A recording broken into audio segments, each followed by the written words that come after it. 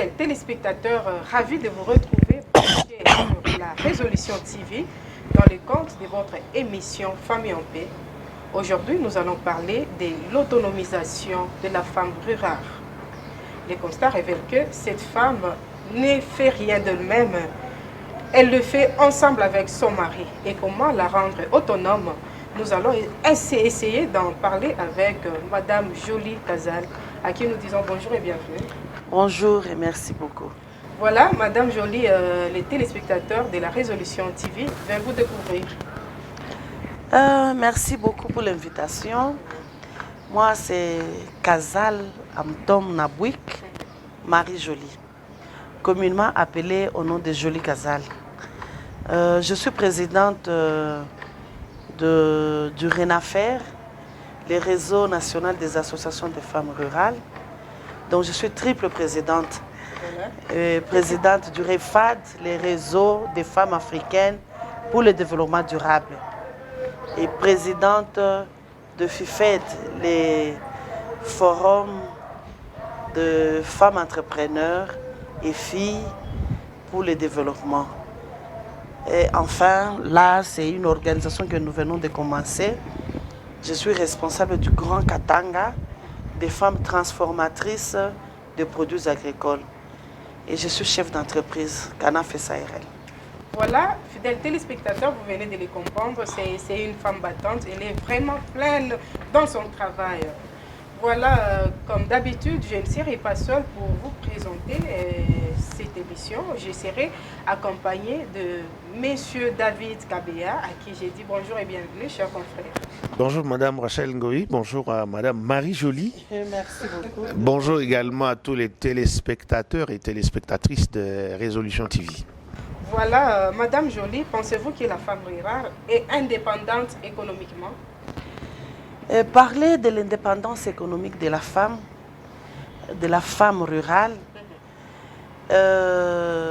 c'est beaucoup trop dire parce que la femme rurale, telle qu'elle est, elle travaille dans le milieu rural. D'abord, il faut connaître qui est femme rurale. Pour nous, la femme rurale, c'est la femme qui est dans l'agriculture, qui est dans la transformation et qui est aussi dans la commercialisation de produits agricoles. Et c'est comme ça que nous définissons la femme rurale. Là, ce sont les activités liées à la femme rurale. Et cette femme rurale, quand elle est dans le champ, dans l'agriculture, elle n'a pas accès. Elle n'a pas accès au terrain, elle n'a pas accès à l'éducation, elle n'a pas accès à beaucoup de choses. Et ce qui fait que, pour parler de l'autonomisation économique de cette femme, c'est très difficile parce qu'elle travaille en connivence avec son mari. Et nous allons voir, ou nous constatons, que la plupart des femmes qui sont dans les milieux ruraux, elles n'ont pas accès à de grandes étendues. Donc, ce qui signifie qu'elle n'est pas indépendante. Elle n'est pas indépendante parce que jusque-là, elle n'est pas au courant de ce qui se passe dans le monde citadin.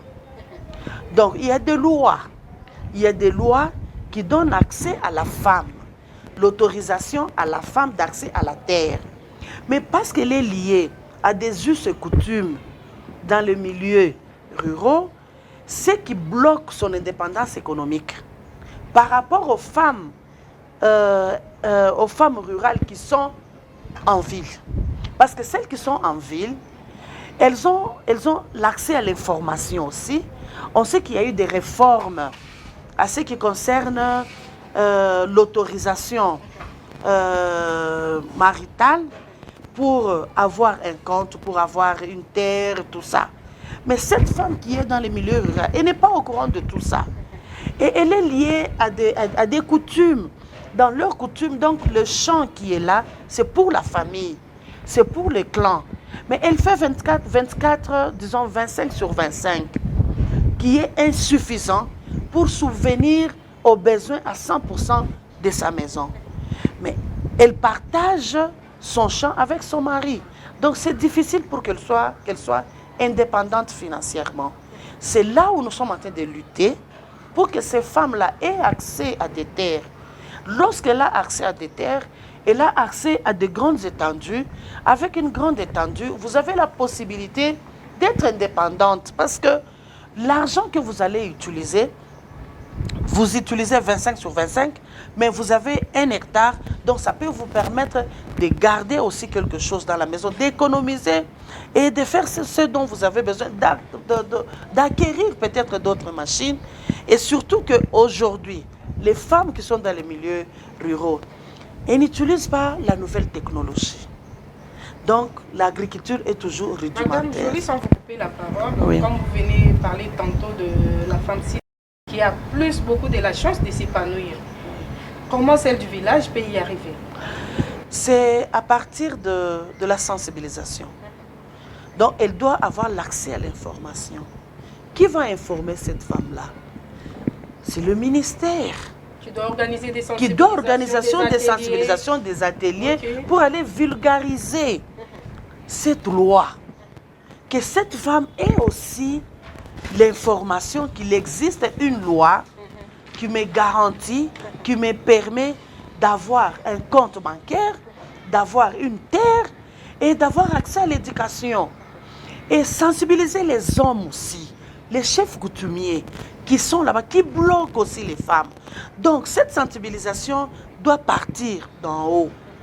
Donc c'est le ministère du genre, passant par les services techniques, Voilà. qui doivent aller sensibiliser. Nous pouvons sensibiliser avec nos propres moyens. Ce que nous avons, nous pouvons sensibiliser, mais nous n'allons pas atteindre le coin et les recoins de la RDC ou de la province par manque de moyens. Donc, il faudrait que cette femme ait accès à l'information, qu'elle sache qu'il y a telle loi qui me garantit, qu'il y a telle disposition qui me garantit. En ce moment-là, et l'homme et la femme, ils sont tous au courant de cette loi et je crois que la femme sera libérée. Voilà, fidèles téléspectateurs, très heureuse de vous savoir si nombreux en train de suivre votre magazine Famille en paix. Je ne vais pas monopoliser la parole, je vous ai bien dit que je serai accompagnée de M. David Kabea. Monsieur David. Merci Madame Rachel pour la parole. J'ai suivi religieusement Madame Marie Joly. Madame Joly Kazal. J'ai retenu Marie dans la présentation. Est-ce que vous pensez, Maman Joly, que la sensibilisation est suffisante? Que la femme rurale soit informée aujourd'hui qu'il y a des lois qui la protègent, des lois qui donnent accès à la femme d'avoir l'espace un peu vaste. Est-ce que c'est suffisant? Parce que, en dehors de cette loi qui donne la chance à la femme d'avoir assez d'espace, il y a un problème technique qui se pose. La femme peut avoir 3-4 hectares, mais elle exécute ses travaux champêtres manuellement. Est-ce que ce n'est pas un problème aussi? Aujourd'hui, si elle fait 25 sur 25, n'est-ce pas, par rapport à ses moyens techniques manuels, et qu'elle peut avoir peut-être une vaste étendue, mais qu'elle ne sait pas arriver jusqu'à la fin parce qu'elle n'a pas de moyens techniques. Je l'ai bien dit que la femme est bloquée, elle est bloquée à un certain niveau lorsque nous parlons de la nouvelle technologie. Elle n'a pas accès à la nouvelle technologie. Elle n'a pas accès. La sensibilisation ne suffit pas. D'abord, on commence par vulgariser ce qu'il y a. Alors, nous pouvons maintenant passer par le technique. Nous savons très bien que 80% des femmes qui sont dans les milieux ruraux, elles travaillent, elles ont un travail, comment je peux appeler, c'est elles qui font la main-d'œuvre dans l'agriculture. Donc, si elle fait déjà 25 avec les femmes, donc elle peut arriver à faire un hectare, non pas 50, un hectare avec les femmes. Mais il y a un problème, le problème des technologies. Nous n'avons pas seulement les femmes qui sont dans les milieux ruraux, même les femmes qui sont ici, elles n'ont pas accès aussi à des nouvelles technologies, à des matériaux. Donc, nous sommes en train de faire l'agriculture rudimentaire.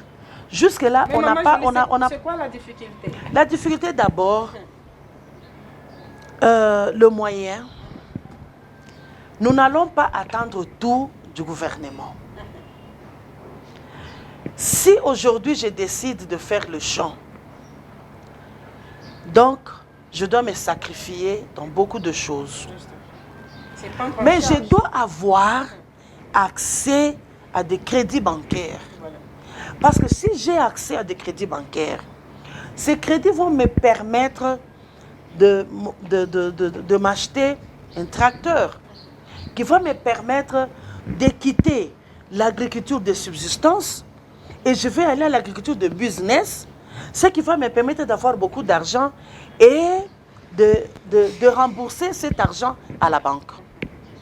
Si je n'ai pas accès à la banque, mais qu'il y ait quand même des machines, des tracteurs dans les ETD, les tracteurs qui sont là à la disposition de population. Quelqu'un a besoin de faire un champ, il va seulement au bureau, soit de la commune, soit du territoire, il trouve les tracteurs là-bas et il peut louer à un prix réduit. Est-ce que ce n'est pas un rêve d'MUE? Non, ça s'est fait déjà, ça s'est fait déjà. Ça s'est fait déjà parce que nous pouvons donner l'exemple. On ne fait pas la publicité, mais on peut donner l'exemple de la commune de Fungurume. À la commune de Fungurume, il y a des tracteurs qui sont là. Parce et qu'il y a cet une acteur, commune urbano-rurale. c'est ça. Même ici, nous étions la ville urbano-rurale. Malgré ça, nous avons des territoires. Nous avons des territoires qui sont subventionnés d'ailleurs. Cette fois-ci, nous avons des ETD qui sont là, qui ont presque tout le moyen pour s'octroyer des tracteurs afin de libérer un peu, d'aider un peu les agriculteurs qui sont dans leur contrée. Avec la redevance minière. Donc, l'agriculture d'hier doit être différente de l'agriculture d'aujourd'hui. Les femmes n'ont pas accès à des crédits bancaires. Ce qui fait qu'elles sont limitées à cultiver des grandes étendues. Parce que si vous avez accès, la banque vous donne, vous avez votre tracteur, vous allez cultiver. Et si vous terminez, vous pouvez faire louer aussi aux autres. Ça, c'est un cri d'alarme que vous faites en tant que femme leader, alors qu'elles-mêmes, les femmes rurales, n'ont jamais posé un problème comme ça. Elles se contentent de cet état de choses. Nous l'avons déjà fait. Moi, personnellement, je représente les femmes rurales. Je l'ai déjà fait plusieurs fois. À Fungurume, j'ai félicité. Lorsque je suis allée faire une formation avec les femmes rurales là-bas, ils ont des tracteurs à un bon prix, $160, 160 000 francs. Non, $160. Herse et labour. C'est très moins cher. Donc, ça peut permettre à ce que tout le monde ait accès à ces machines-là pour étendre un peu et moderniser leur agriculture. Chez nous, c'est vraiment un frein. Un frein parce que lorsque une femme, vous l'avez dit, elle fait 25 sur 25, c'est sur base de ce moyen. Mais si elle veut faire 2 hectares, Soit 3, 4 soit 3 ou 4, elle aura des difficultés. Et si elle le fait, elle ne le fera pas sur une même étendue. Ça, je l'ai remarqué. Elle ne le fera pas sur une même étendue. Donc, un peu ici, un peu là-bas, un peu de l'autre côté. Et c'est comme ça qu'elle fait. Et si on calcule, elle est à 2 hectares. Tout ça par le moyen rudimentaire. Il faudrait que, avec la modernisation que nous sommes en train de créer chaque jour, que l'agriculture soit moderne aussi. Donc, que l'agriculture aussi soit une agriculture de nouvelles technologies. Parce que dans l'agriculture, il n'y a pas que le labour, il y a des techniques aussi. La femme n'a pas accès à ces techniques-là. La femme n'a pas accès à toutes ces informations-là, surtout la femme rurale. Elle n'a pas accès à toutes ces informations-là. Aujourd'hui, nous parlons de l'agriculture intelligente et l'agriculture de conservation. La femme rurale ne connaît pas. Donc, lorsqu'elle va faire un champ de... Comment je peux dire? Elle veut faire la culture maraîchère. Elle veut faire soit le champ des patates douces. Elle est obligée de couper les arbres pour faire la patate douce. Et pourtant, si elle sait que si je veux faire la patate douce, je ne suis pas obligée de couper les arbres. Je peux le faire à un autre espace. À un autre espace, je peux élaguer tout simplement. Donc, elle ne coupera pas les arbres. Elle va élaguer et elle va garder l'environnement propre. Voilà, merci beaucoup Madame Jolie. Les constats, comme nous l'avions dit au début, Madame Jolie, les constats révèlent que cette femme ne fait rien d'elle-même. Tout est fait ensemble avec son mari. Et comment la rendre autonome? Je l'ai dit avant, elle le fait ensemble parce que d'abord elle-même n'a pas de moyens. Elle trouve le moyen où? Chez son mari. Donc elle doit rendre compte à son mari. Ça c'est de un. De deux, l'espace qu'elle utilise là-bas, c'est pour la famille. Donc elle ne peut que rendre compte à son mari. Elle n'a pas de terre propre à elle. Et même si elle avait des terres propres à elle, donc elle dépend à 100% de son mari. Mais pour la rendre autonome, donc s'il suffit tout simplement de causer avec son mari. Et il n'y a pas que les femmes mariées qui sont dans l'agriculture. Il y a des veuves, il y a des célibataires. Donc, l'autonomie de la femme, l'autonomisation économique de la femme ne dépend pas tout simplement du mariage. Alors, Madame Jolie, il y a une question qui me passe par la tête parce que j'ai l'impression que vous avez travaillé dans ce secteur il y a beaucoup de temps. Et comment vous jugez la recevabilité de votre message par ces femmes rurales? Est-ce qu'elles s'approprient la chose? Est-ce qu'elles ont envie de voir les choses changer telles que vous les concevez? Oui. Elles ont vraiment envie que les choses changent.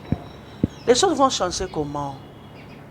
Donc, tout au début là, je présentais la femme rurale comme une femme agricultrice, transformatrice et vendeuse.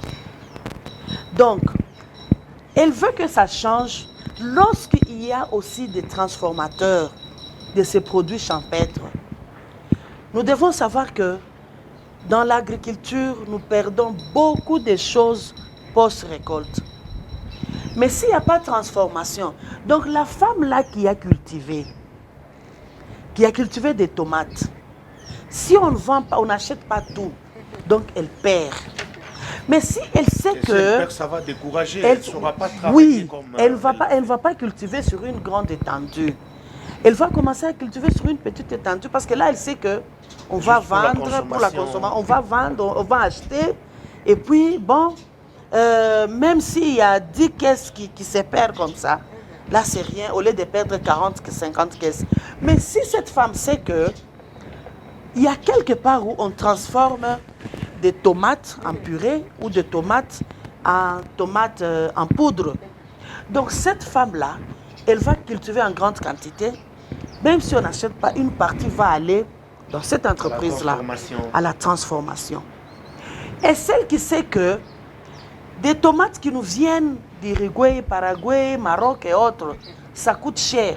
Là-bas, il y a quelqu'un qui transforme ces tomates-là et elle met ça à moins cher. Elle va aller acheter, elle aussi va aller vendre. Donc, il y a une chaîne de production dans l'agriculture. Mais localement, on n'a même pas de machines de transformation, c'est ça le problème. C'est ça aussi le problème. Localement, on n'a pas de machines. Donc, tout ça, c'est l'accès à ces techniques et le matériel de transformation. Au cas où nous, on n'a pas ça, donc l'État doit prendre en charge tout ça parce que lorsqu'on cultive, on transforme, on vend sur place, c'est l'économie de la province. Voilà.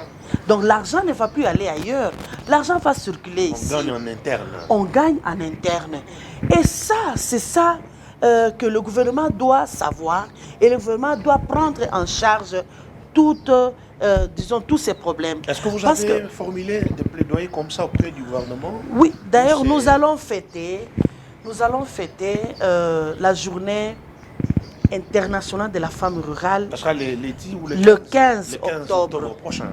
le 15 octobre, nous allons encore faire notre plaidoyer pour que nous ayons des machines. Parce que s'il y a des machines sur place, comme Accra, moi je vais faire maintenant mes transformations à Accra, c'est là où je pars maintenant. Parce que là, il y a des machines. Vous arrivez là-bas. Accra en Guinée? Non, Accra ici, à Lubumbashi. Ah, usine, à Lubumbashi, au niveau de Lubumbashi. Et vous êtes parti déjà. J'ai pensé que vous êtes sorti de la RDC pour aller en Guinée, Accra. Alors, moi, je vais à Accra pour faire ma transformation de produits agricoles. Maintenant, si ici en province, nous avons une usine comme CRA, nous allons transformer ici. Donc, ça sera à la portée de tout le monde, de tous les transformateurs. Vous avez votre produit, vous allez là-bas, vous transformez. Et ça va permettre à ce que les gens cultivent en grande quantité parce qu'ils savent que moi, je cultive des ananas. Vous ne cultivez pas. Mais vous achetez pour transformer. C'est ça.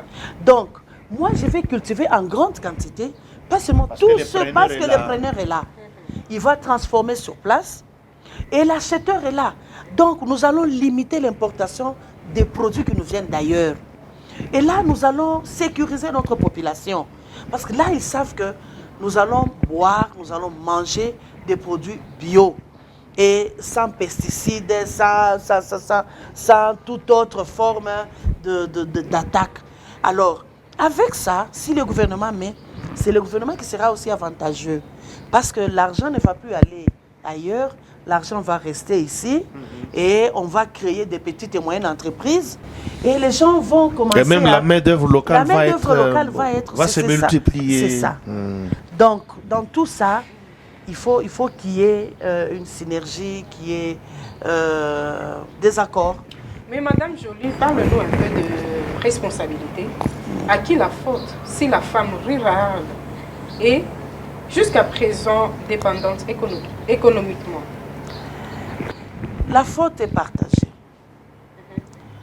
La faute est partagée parce que cette femme, je l'ai bien dit, elle n'a pas accès à la technologie, elle n'a pas accès à l'éducation, elle n'a pas accès à des formations de renforcement des capacités, elle n'a pas accès à la santé. Donc cette femme, elle est bloquée dans tout ça. Et aussi, le gouvernement doit savoir aider les agriculteurs, aider les femmes rurales. Parce que lorsque la femme est autonome financièrement, on va éradiquer la pauvreté dans le monde. Parce que si elle est autonome financièrement, les enfants vont aller à l'école, les enfants seront bien soignés, les enfants vont manger, on n'aura pas beaucoup d'enfants sur la rue. Et ça, c'est vraiment très capital. Donc, si la femme est autonome financièrement, on va éradiquer la pauvreté dans le monde. Donc, la faute est partagée. La femme, comme elle n'a pas accès à des nouvelles technologies, donc elle reste rudimentaire. Alors, Madame Joly, dites-nous quels sont les résultats de votre investissement dans le secteur de l'autonomisation de la femme rurale depuis tous ces temps que vous y travaillez. Est-ce que vous êtes déçu? Déçu par les travailleurs, oui. Parce que ça, c'est un point que beaucoup de gens négligent et ignorent. Nous, Congolais, nous ne savons pas aider les autres. Moi, je suis là, je t'emploie comme travailleur, je te paye, tout ça. Mais toi, tu ne veux pas sécuriser le bien, mes biens qui sont là-bas. Et ça nous freine. Le vol, l'escroquerie, ça nous freine. Mais moi, j'avais commencé avec l'agriculture seulement comme ça. Aujourd'hui, je suis dans la transformation. Donc, j'avance. Là, c'est déjà l'avancement. Hein? C'est déjà l'avancement. Je suis déjà dans la transformation. Voilà. Et comme je suis dans la transformation, je veux que le gouvernement nous prête main forte pour qu'il nous donne les matériels. Au lieu d'aller à Lubumbashi faire cette transformation, on peut implanter cette usine ici. Ça va nous permettre, pas seulement moi, les autres aussi, à transformer, qui œuvrent dans le même secteur. Aujourd'hui, on a besoin des femmes transformatrices au Lualaba. il n'y en a pas beaucoup. On est, je crois, à 10 seulement. Par rapport aux femmes qui sont à Lubumbashi, l'Union africaine aujourd'hui et l'Union européenne veut prêter main forte aux femmes qui sont dans la transformation, même dans l'agriculture. Mais on n'en a pas, on n'en trouve pas. L'offre est plus grande que la Plus demande. grande que la demande. Nous avons une grande manifestation à Niamey. Les femmes doivent être représentées. Mais les femmes de Lualaba, qu'est-ce que nous allons présenter là-bas? Si on n'est pas dans la transformation, vous êtes dans la transformation, si vous ne voulez pas cultiver, entrez dans la transformation, achetez ce que les autres cultivent et transformez. Et faites-vous former. Donc, la plupart des femmes ne veulent pas se faire former. Si vous êtes formé, vous avez un renforcement de capacités dans la transformation des produits vivrières. Je crois que le Lualaba ici va aller de l'avant. Cette transformation, on peut s'y jeter si peut-être on a une formation de base. Hein. Beaucoup de femmes rurales aussi n'ont pas été éduquées à la base. Non, la formation dont nous parlons, même si vous n'avez pas étudié, c'est comme les entrepreneurs aujourd'hui. Vous voyez un médecin, il est dans l'entrepreneuriat, mais il fait l'agriculture, il est dans l'agro-business. Mais lui, c'est un médecin. Il n'a pas étudié l'agronomie. Il se forme. Mais même avec les femmes qui sont dans les milieux ruraux, nous les formons dans tel ou tel. Il y a des femmes qui font les huiles, mais elles n'ont pas étudié la chimie. Elles font les huiles parce qu'elles ont été formées. Donc, le renforcement des capacités là, dans les techniques de transformation, ne dépend pas seulement de l'éducation l'éducation de base. ou de la scolarité. Voilà, fidèles téléspectateurs, comprenez, le temps nous fait défaut. Vraiment. La matière est tellement abondante. Madame Jolie, un petit message de sensibilisation à toutes les femmes rurales. En tout cas, je dis d'abord merci de cette invitation. Merci. Je souhaite une bonne fête à toutes les femmes rurales. Anticipativement. Anticipativement, bien sûr. Anticipativement, bien sûr. Je demande à ce que les femmes soient fortes. Qu'on ne se décourage pas. Qu'on continue à travailler comme on le fait. Si chaque année nous augmentons 10 mètres carrés à notre étendue, je crois que d'ici 2030, nous aurons des grandes étendues.